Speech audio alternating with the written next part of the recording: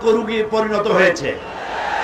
যেখানে ইসলাম সেখানে সন্দেহ, তাই সেটা ব্যাংক হোক, বিমা হোক, আন্দোলন হোক, সংগঠন হোক, সংস্থা হোক, এমনকি এনজিও যদি হয়, ইসলাম যেখানে নজরদারি সেখানে, ইসলাম যেখানে কুনজর সেখানে।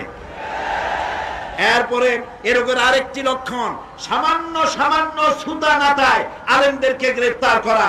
মাওলানা ফজলুল হক মুফতি আমিনীকে গ্রেফতার করে এই সরকার চরম অন্যায় করেছে। মুফতি আমিনীকে ছেড়ে দিতে হবে। আলেমদের সাথে বেয়াদবি জনগণ বরদাস্ত করবে না। এই সরকারের 2 নম্বর ব্যাধি রাজনৈতিক প্রতিহিংসা। এর কয়েকটি লক্ষণ আছে।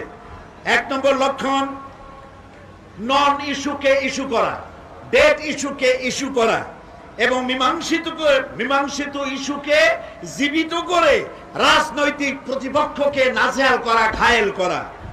এই সরকারের এই রোগের 3 নম্বরের লক্ষণ হচ্ছে তাদের সোনার ছেলেদেরকে দিয়ে চর দখলের ন্যায় হল দখল, ইউনিভার্সিটি দখল, টেন্ডারবাজি, চাঁদাবাজি, এসব কিছু করছে।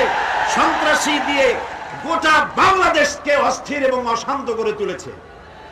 লাস্টলি এন্ড ফাইনালি 3 নম্বরের ব্যাধি, মরণ ব্যাধি। সেই ব্যাধিটা হচ্ছে অতিমাত্রার প্রতিবেশী প্রেম। প্রতিবেশীর প্রেমে অস্থির।